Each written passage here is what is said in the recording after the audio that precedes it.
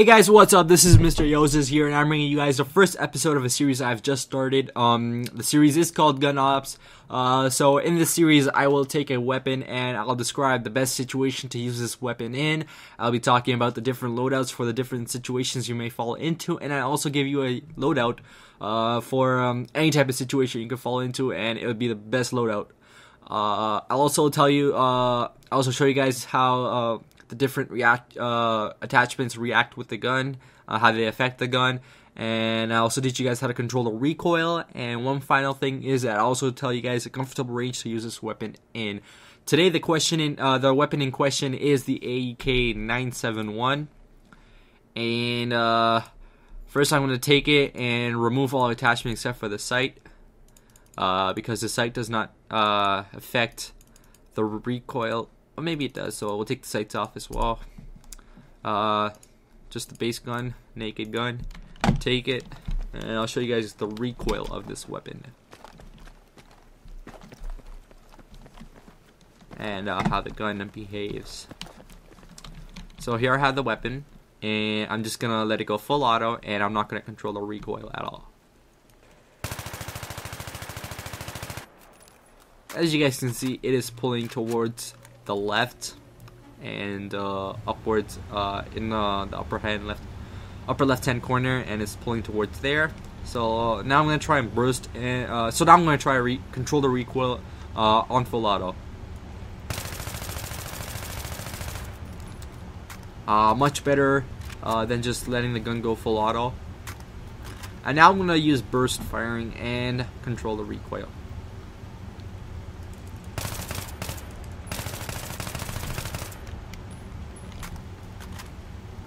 Not bad.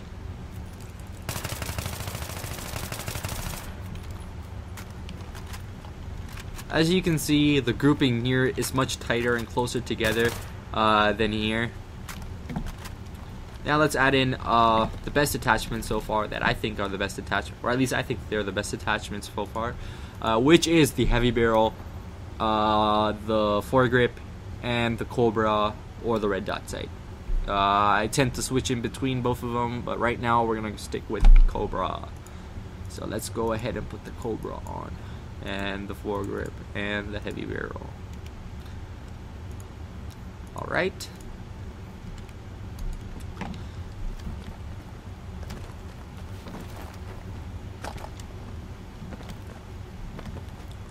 So the rate of fire of this weapon is 900, which makes it perfect for close range combat situations, as well as medium to long-ish ranges. The only weapon in close quarters that can actually outshoot this weapon is probably the FAMAS with a rate of fire of 1000. But this is a much better weapon than the FAMAS, because the FAMAS's recoil is crazy and it runs out of ammo in like a second. And you can make this gun last for some time. So let's go ahead and just let this gun go full auto, and no controlling the recoil. As you can see, it's still pulling towards the upper left hand corner. Now I'm gonna control the recoil and no bursting. Not bad. And now let's make this even better and control the recoil and also burst.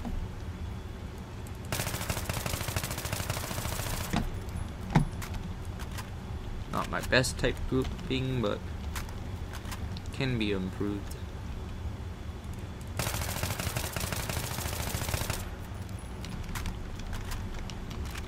Let's try that again.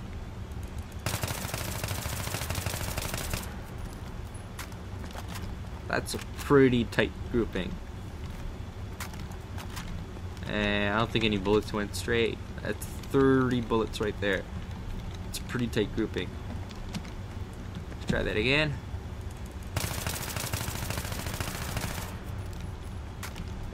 Again, 30 bullets. That's a pretty tight grouping. And this is close range for me. No, this is pretty close range. This is the comfortable range for this weapon. You know, that far, that's about it. That's pretty good. This is where the weapon performs the best. Then we get to medium range, which is from here to those concrete blocks. So let's go ahead and shoot the weapon there. As you can see, I am bursting in bursts of 5 to about 7 bullets. So, you know, I'm gonna see if I can slow this down for you guys so you guys can see better.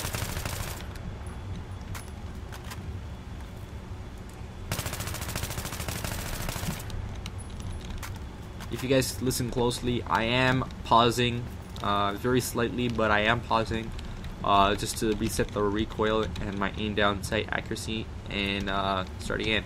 Alright, so now that we're done that,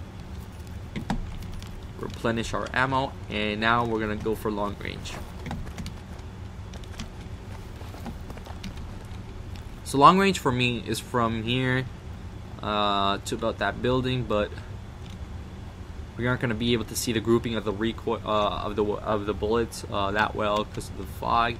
So we're just going to go from here to that building right there. So let's start.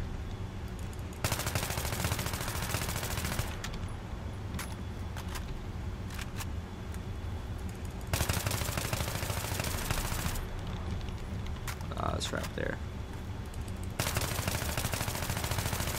Oh, that was crazy. That was bad.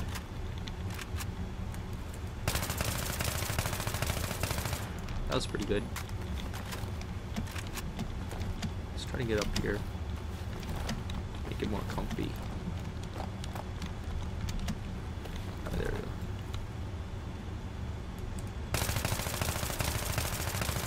Not bad. Okay, so this is how you control the recoil of the AEK. You just pull in the opposite direction of the gun's natural movement, and this is basically the same for all weapons. You just burst and pull in the opposite direction. So now let's see how the foregrip affects the weapon. And the heavy barrel. So the foregrip increases the spread, but lowers the amount of recoil of the actual gun itself, and the heavy barrel increases the decreases the spread and increases the accuracy. So both of these weapons, you would think that if you put both of these attachments on, the gun would be the same as having no attachments on. But the foregrip does. Also with the heavy barrel, the recoil increases. So the foregrip is designed to reduce the recoil even with the heavy barrel on. So I recommend this loadout to anyone. All right, let's see how the foregrip affects the weapon.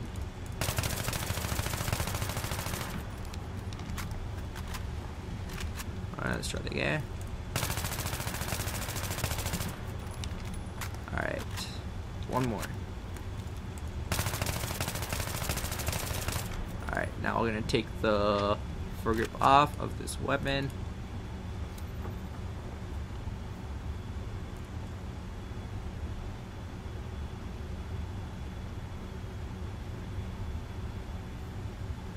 And we are going to take it off and spawn.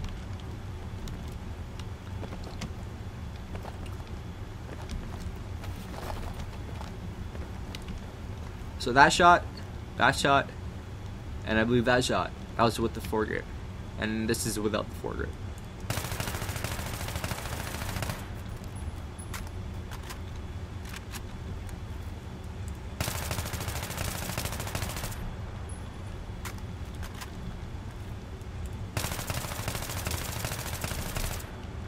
So as you see, the foregrip does increase the spread of the weapon, but the recoil is crazy. So I can actually control the recoil pretty well, but when it comes to suppression, your gun is really crazy. You really need that foregrip on. So I just tend to keep the foregrip on. Let's try that at long range. Actually, no, medium first. We'll go down here. That's good.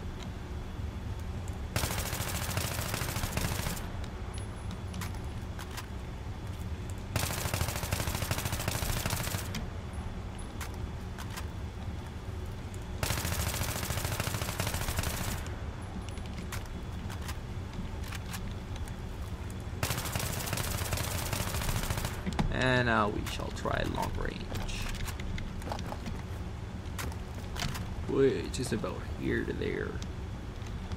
Or we'll do it here to here. Crap, that was almost full auto. You cannot go full auto with this weapon. Your recoil is gonna be crazy, your spread is gonna be crazy, and you're just not gonna hit anyone. So you gotta burst fire with this weapon if you want to kill.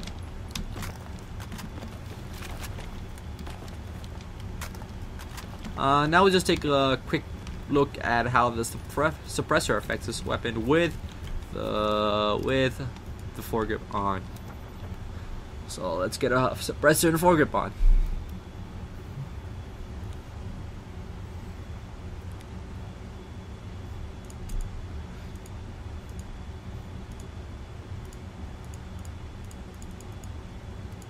Here we go.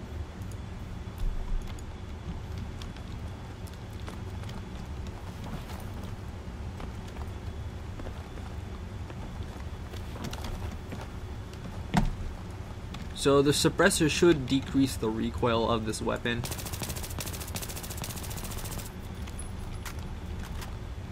And it's not that bad, and you get to be silent. So it's pretty good. It's a pretty good deal. But I believe after 50 meters, your damage just drops. After 25 meters, actually, or something like that, your damage just goes down significantly. Let's try let's try comparing the Hipfire of the weapon with a laser sight and without a laser sight. So we're just gonna take the suppressor off for now.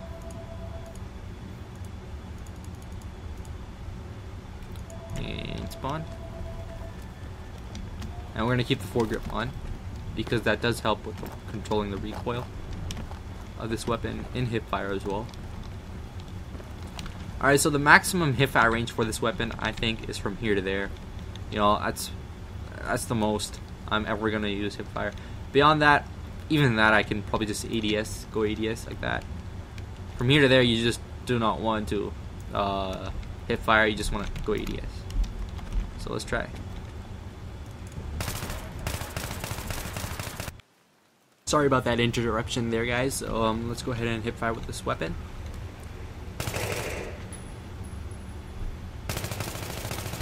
Not bad. The grouping's pretty tight. So this is like an appropriate range to shoot this weapon at. Let's go around on the other side. Side's filled up. You know what? Go here.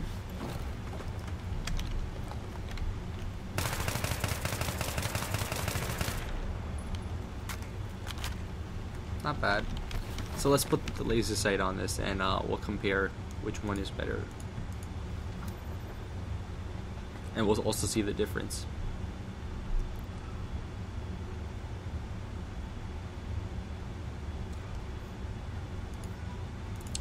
Add the laser sight. The laser attachment. I don't know why it keeps saying laser sight.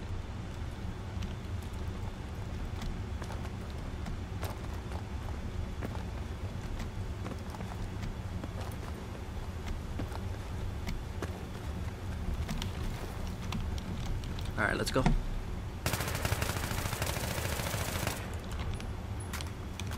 It's pretty good. That's tighter than that. Now it went a little farther.